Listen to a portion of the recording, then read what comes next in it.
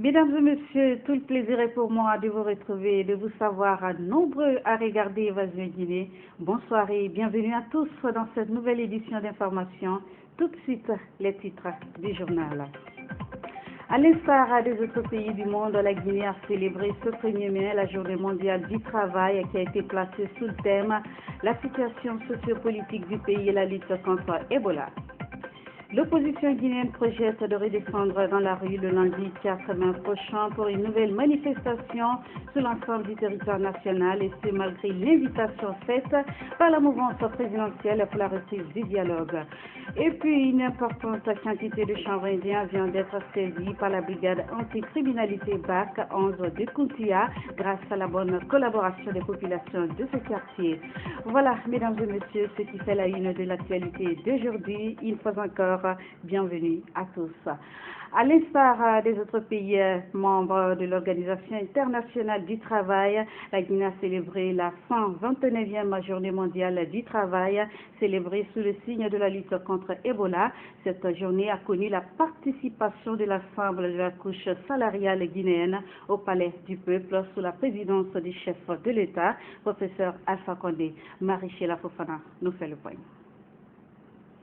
Une minute de silence à la mémoire de tous les travailleurs morts, l'arme à la main. C'est par cet acte qu'a sonné le glas de la célébration du 129e anniversaire de la Journée internationale du travail. Une célébration mise sous le signe de la lutte contre l'épidémie de la fièvre hémorragique à virus Ebola. Le mouvement syndical guinéen s'est senti particulièrement touché par le phénomène, car il a causé des fermetures d'entreprises, sociétés, et par ricochet des mises en congé techniques et des licenciements de plusieurs travailleurs.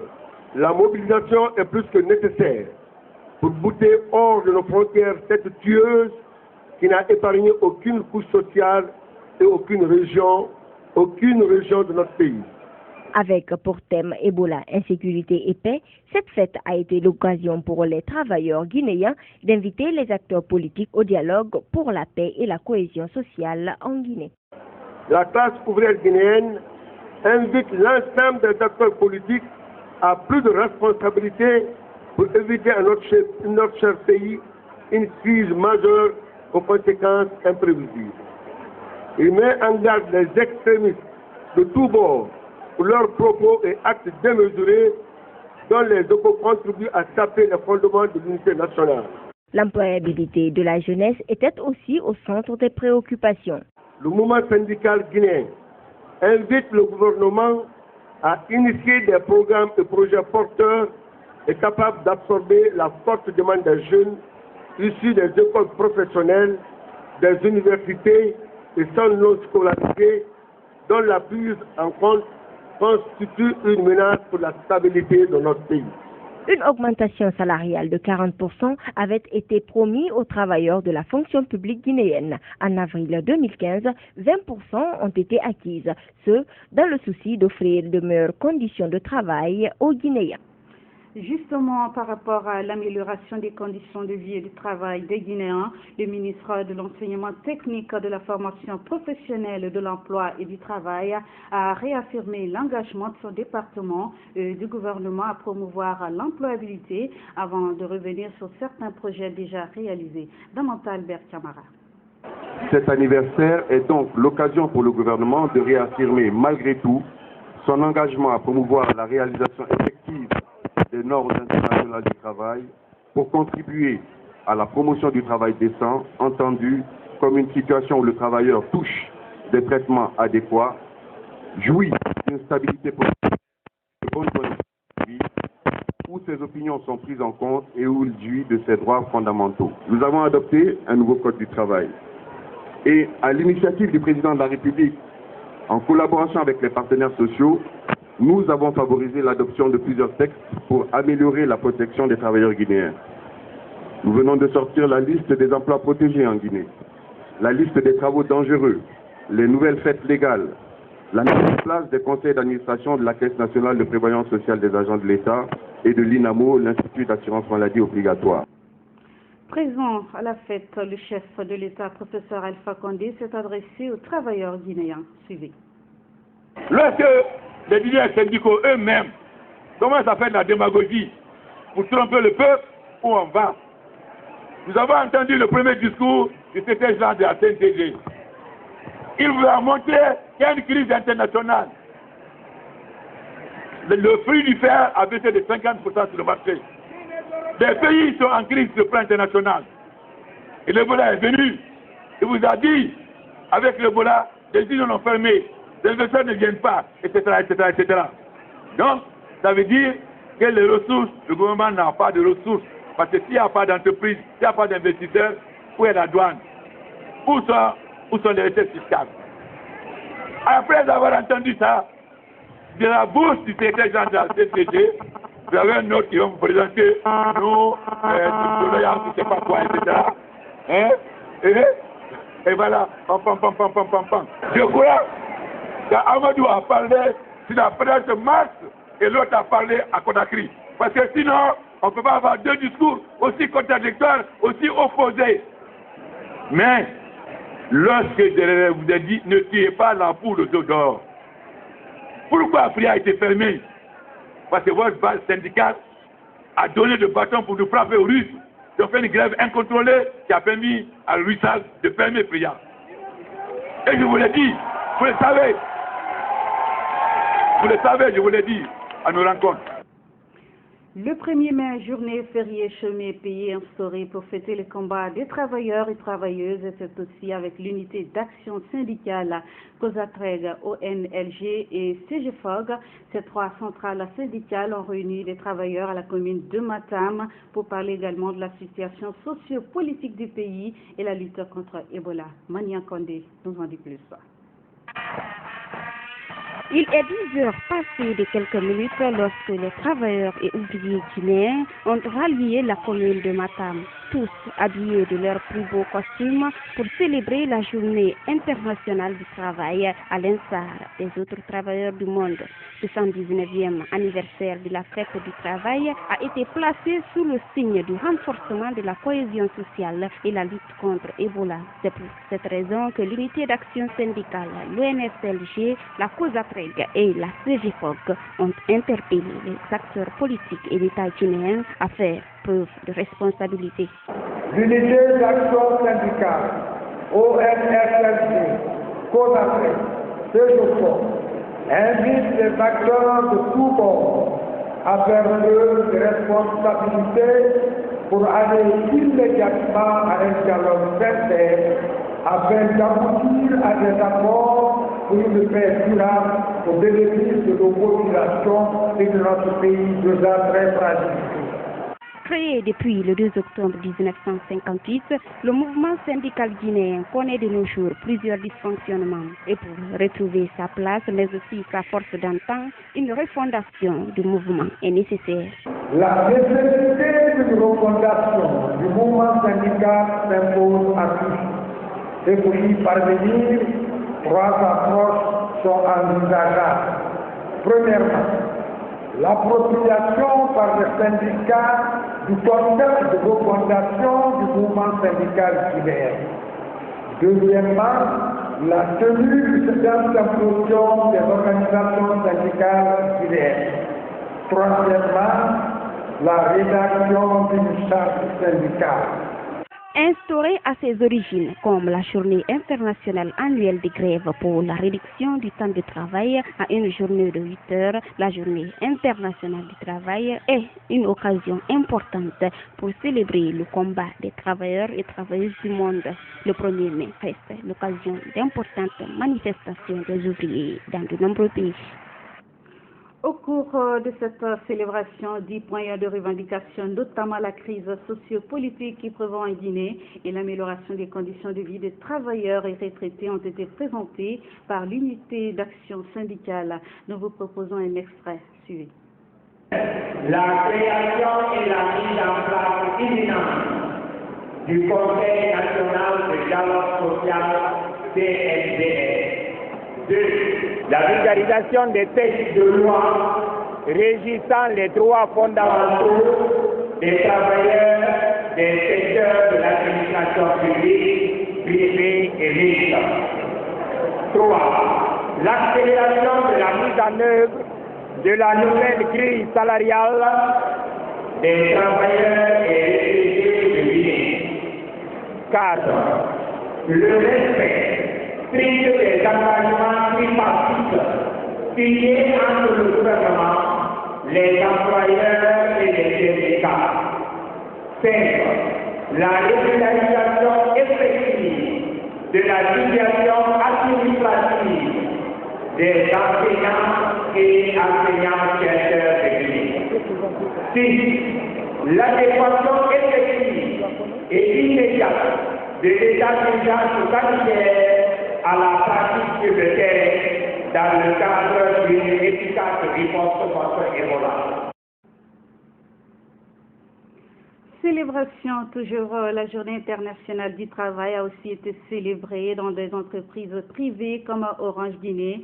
Là, la délégation spéciale des travailleurs de Orange Guinée, Destog, a félicité les employés et procédé à des plaidoiries. Oulimatou Koro Diallo nous fait le point. C'est dans la perspective de défendre l'intérêt général des travailleurs et de l'entreprise Orange Guinée que la délégation syndicale des travailleurs de cette société a célébré la fête internationale des travailleurs. Dans son allocution, le secrétaire général de la DESTOG, après avoir souligné les performances effectuées, remercie les employés. En fonction de notre performance, en 2013, nous avons eu 94 actions. Et en 2014, on a eu 100 actions. Donc l'honneur est pour moi, en tant que secrétaire général, détenteur de pouvoir, porte-parole des travailleurs, de remercier tous les employés d'avoir atteint ce objectif à 103%. Cette journée a aussi pour objectif la mise en avant des revendications et d'expression de la solidarité internationale. Le chargé de la revendication et de la négociation des délégués syndicaux de Orange Guinée parle des plaidoiries effectuées. Notre plaidoirie est celle d'améliorer les conditions de vie des travailleurs, pour leur donner vraiment une vie décente. Ala Sougou, divisionnaire au niveau de la DAF, a profité de cette célébration pour demander aux travailleurs plus de responsabilité auprès de la clientèle. Toujours placer le client au centre de nos préoccupations, parce que notre raison principale d'être, ce sont nos clients. Si nos clients n'achètent pas nos produits, là, on ne va pas réaliser de performance. Les travailleurs, quant à eux, se disent satisfaits de cette journée. C'est vraiment l'occasion pour nous de nous arrêter un jour, un peu faire une sorte de rétrospective sur tout ce qui a été fait déjà en termes d'amélioration des conditions des travailleurs et particulièrement ceux d'Orange Guinée. C'est donc une très grande fierté pour moi de prendre part à cet événement. C'est une journée de repos, mais apparemment à Orange, c'est une journée de récréation. On se repose en s'amusant, c'est vraiment joli. Je ressens un sentiment de joie aujourd'hui à l'endroit de tous les travailleurs. Les travailleurs d'Orange Guinée sont très mobilisés et sont très solidaires. C'est ça l'une de notre force. Un défilé des travailleurs de Orange Guinée du pont 8 novembre à l'esplanade du Palais du Peuple et la prise d'une photo de famille avec un de leurs concurrents a clôturé cette cérémonie. Politique dans cette édition d'information, je vous le disais en titre, malgré la main tendue de la mouvance présidentielle à l'opposition pour la reprise du dialogue, elle tient toujours à ses manifestations. Le lundi prochain, l'opposition va organiser une nouvelle manifestation sur toute l'étendue du territoire national et le zèle des travaux de la CENI sur le terrain. La mouvance présidentielle qualifie ces revendications de l'opposition républicaine comme une démarche qui vise à empêcher les préparatifs de la présidentielle pour aboutir à la vacance du pouvoir. Maurice Bibé, Abdourahmane Ba. L'opposition républicaine et la mouvance peinent toujours à accorder leur violon pour la reprise du dialogue politique. Le lundi prochain, l'opposition entend battre le pavé sur l'ensemble du territoire national. La manifestation projetée pour le lundi 4 mai concerne effectivement tout le territoire national et non seulement les 5 communes de Conakry. La mouvance présidentielle, quant à elle, tend toujours la main à l'opposition pour dialoguer autour de la table au moment où celle-ci reste toujours figée sur sa position. Nous n'avions aucun problème avec le chronogramme de l'élection présidentielle qui aboutissait à l'organisation du scrutin au 11 octobre prochain. Cette main tendue du pouvoir vis-à-vis de l'opposition, c'est une opération de communication. Il est important que le processus électoral, durant le temps que prendra ce dialogue, soit provisoirement interrompu, comme cela fut le cas en 2013. Le porte-parole de la mouvance réagit aussi sur cette impasse. Dr Saliou Bella Diallo soutient que lors des dialogues précédents, l'opposition n'avait jamais posé de conditions préalables. Pour lui, cette démarche de l'opposition vise à entraver la préparation de la présidentielle afin de réclamer la vacance du pouvoir. Il n'a jamais été de préalable au cours de tous les dialogues qui ont eu lieu. Et pourquoi maintenant? L'opposition sait ce qu'elle est en train de rechercher. Il faut que cela puisse se pérenniser comme ça et que à un moment donné, qu'ils puissent profiter d'un trouble, ou bien que nous puissions évoluer comme ça, sans pouvoir être en mesure d'organiser les élections, afin que nous puissions aboutir à une vacance du pouvoir. Ça, c'est exclu. Et il faut qu'ils sachent que ces manifestations belliqueuses, truffées de violence, la population n'en a plus besoin. Sur la question de savoir si le couplage de la présidentielle avec les communales et les communautaires peut être une voie de sortie de crise, le porte-parole de la mouvance s'insurge et déclare qu'il n'est pas nécessaire. Les ressortissants de la sous-préfecture de Kankalabé à Dalaba ont récemment rendu visite au président de l'Assemblée. L'objectif de cette visite était de remercier le président du Parlement guinéen pour son soutien personnel en faveur de leur sous-préfecture. Une occasion pour Claude Kori Kondiano de réitérer son engagement à œuvrer davantage en faveur des habitants de cette localité. Lansana Traoré. Cette visite des ressortissants de Kankalabé, une sous-préfecture de Dalaba à l'Assemblée nationale, s'inscrit dans le cadre de la reconnaissance des efforts de développement consentis par cette institution dans leur localité. L'objet de cette visite était de transmettre à M. le Président de l'Assemblée nationale un message de vœux et de remerciement des sages de ma sous-préfecture Kankalabé. Il nous a soutenus. Quand on a eu des événements à Kankalabé, il a contribué à la réussite de ces événements. Nos parents nous ont chargés de lui transmettre leurs remerciements et toutes leurs bénédictions. Engagé à apporter tout le soutien possible à cette localité, Claude Kori Kondiano, président de l'Assemblée nationale, a rassuré les sages de Kankalabé de son soutien en faveur de l'épanouissement de cette localité. Le gouvernement guinéen vient de signer un contrat de financement d'un prêt de plus de 4 millions de dollars américains avec la société aurifère de Guinée SAG. Ce projet qui s'inscrit dans le cadre de l'électrification de 9 villages de Bouré à la préfecture de Ségiri. La réalisation de ce projet touchera 126 850 habitants, soit 18% de la population de Ségiri. Nénom Baldé signe ce reportage. Cette signature du contrat de prêt avec la Société aurifère de Guinée, qui s'élève d'un montant de 4 857 500 dollars américains, s'inscrit dans le cadre de l'électrification de 9 villages de Bouré dans la préfecture de Ségiri. Ce projet touchera 126 850 habitants, soit 18% de la population de Ségiri. La SAG et le gouvernement guinéen vont permettre l'électrification de 9 villages environnant la mine de Ségiri pour un coût de réalisation de près de 5 millions de dollars américains que la société va mettre directement à la disposition de l'entreprise attributaire du marché pour l'achèvement des travaux de construction de la ligne électrique. Le ministre délégué au budget parle des modalités de remboursement de ce prêt. Le remboursement de ce prêt se fera en 8 échéances trimestrielles d'un montant par échéance de 600 187 dollars et commencera 90 jours après le décaissement du montant correspondant aux travaux réalisés par la société Kama Guinée SA. Les travaux d'électrification seront entièrement réalisées par la société Kama.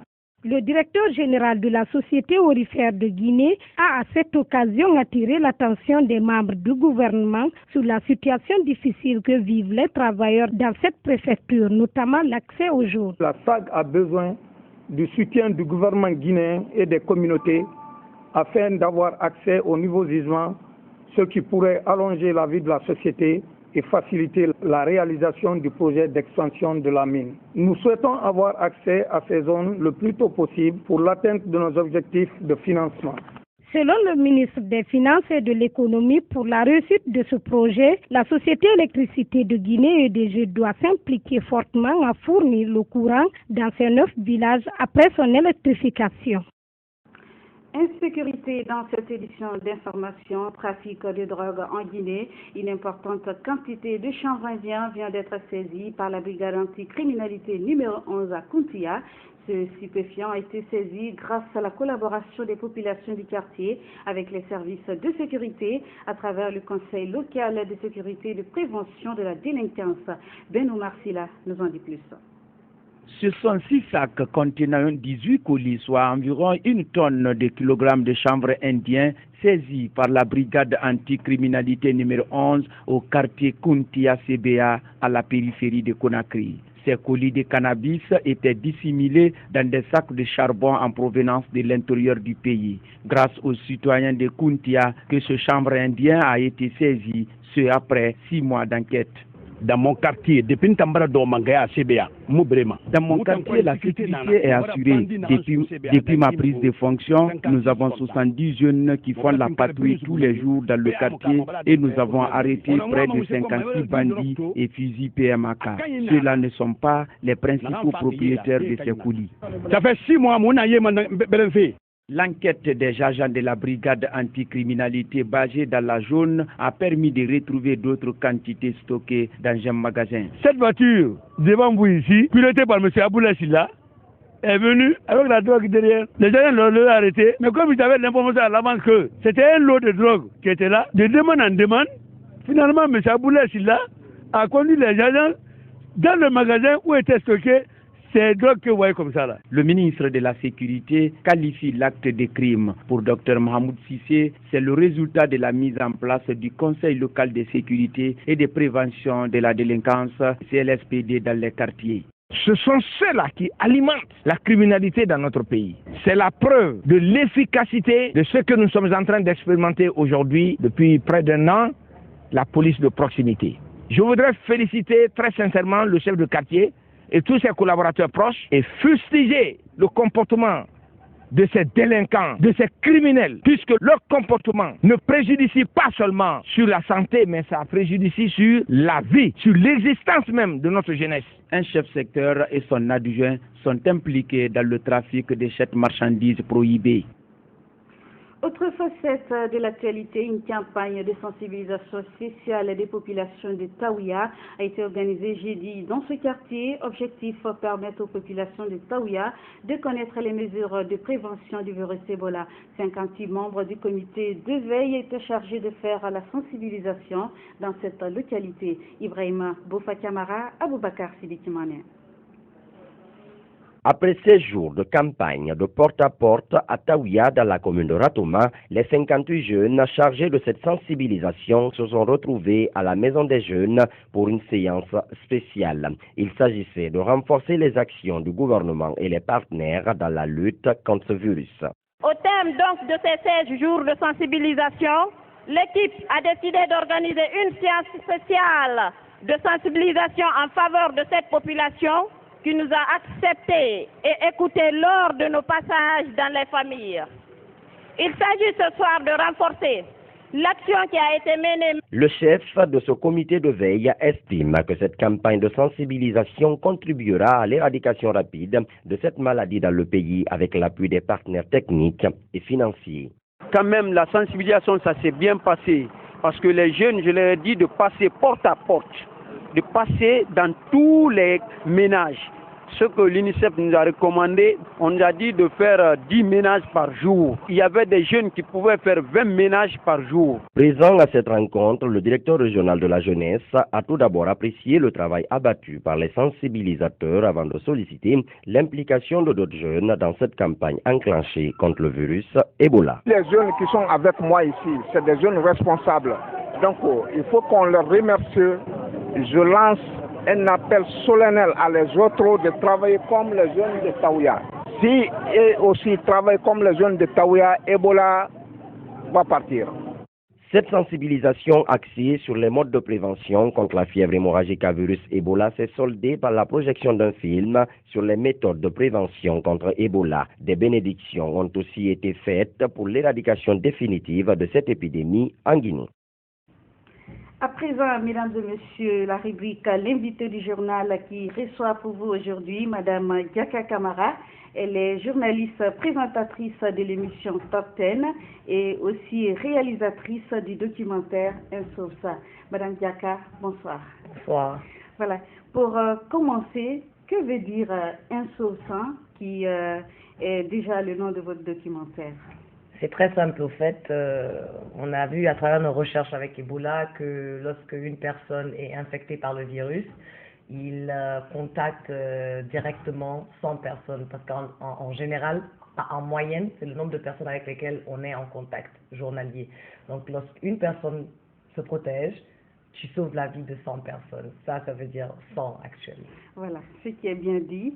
Ce documentaire a déjà été traduit dans combien de langues et sur combien de chaînes? Au fait, le but du documentaire, c'était pour sensibiliser la population et nous avons voulu vraiment que le message arrive à cette population. Et comme vous savez, la majorité de la population est analphabète, donc nous avons traduit le documentaire dans les 6 langues du pays, en Soussou, Peul, Malinké, Kissi, Guerzé et Thomas. Et le documentaire est passé sur toutes les télés de la place afin de pouvoir vraiment atteindre toute la population guinéenne. Voilà, donc et la télé publique et en même temps... Tout à fait, la RTG, Évasion, Espace TV, Gangan et TATV. Et est-ce que vous pouvez nous parler réellement de votre projet de caravane? Au fait, la caravane de projection du documentaire Un Sauve-ça, c'est toujours comme je vous ai dit, dans la même continuation de la sensibilisation, parce que nous devons toujours continuer à sensibiliser contre Ebola jusqu'à ce que nous éradiquons Ebola. Tant qu'il y a Ebola en Guinée, on ne peut pas baisser les bras. Et donc, nous avons décidé cette fois-ci d'utiliser une couche, la jeunesse, et plus précisément les élèves, parce que nous imaginons que les élèves sont des ambassadeurs au sein de leur famille, au sein de leur voisinage, parmi leurs amis. Et donc nous avons décidé, en partenariat avec l'UNICEF, et je tiens vraiment à remercier l'UNICEF parce qu'ils se sont vraiment livrés à ce combat contre Ebola.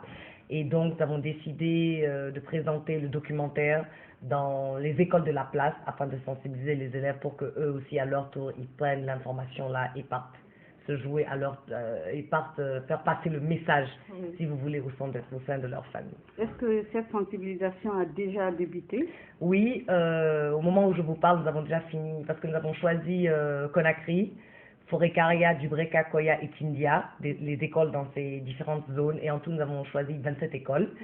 Et là, au moment où je vous parle, nous avons fini avec Conakry, nous avons choisi des écoles dans toutes les communes de Conakry, 3 écoles par commune, c'est-à-dire une école primaire. Nous avons commencé par les tout petits jusqu'aux lycéens. Et donc là, nous avons fini avec Conakry et nous avons fini avec Koya et Dubreka. Et la semaine prochaine, nous entamons Forêt-Caria et Kindia. Voilà. Est-ce que le projet concerne uniquement les écoles? Et au-delà des écoles aussi, nous avons voulu aussi toucher aussi directement la population. Donc, nous avons ciblé 8 places publiques à Conakry. Nous avons déjà fait la projection à la foire à 2 reprises parce qu'il y avait beaucoup de monde. Et nous avons projeté au boulevard Téli à Kaloum. Nous avons aussi fait une projection à l'esplanade du stade du 28 septembre. Nous avons fait une projection au stade de Bonfi et au stade de Saint-Fil. Et maintenant, nous comptons faire notre projection au rond-point de Hamdallah et à la Blue Zone et au terrain de Symphonia pour finir avec nos places publiques. Voilà. Donc, merci beaucoup à Mme Diaka Camara d'avoir répondu à toutes ces questions et merci d'être passée. Merci beaucoup et je vous remercie et je voudrais dire à toute la population guinéenne de toujours continuer à lutter contre Ebola afin que nous puissions vraiment éradiquer cette maladie de notre pays et récupérer notre pays et recommencer nos activités économiques. Donc, encore une fois, un sauf-sang. Merci beaucoup. Merci. Voilà, mesdames et messieurs, vous l'avez sans doute compris, nous étions donc avec Madame Diaka Camara. Elle est journaliste présentatrice de l'émission Top 10 et elle est aussi la réalisatrice du documentaire Un Sauf-sang. C'est ainsi que se referme cette édition d'information dont j'ai eu le plaisir de vous la présenter. À tous, merci de l'attention et prenez soin de vous-même où que vous soyez. Au revoir.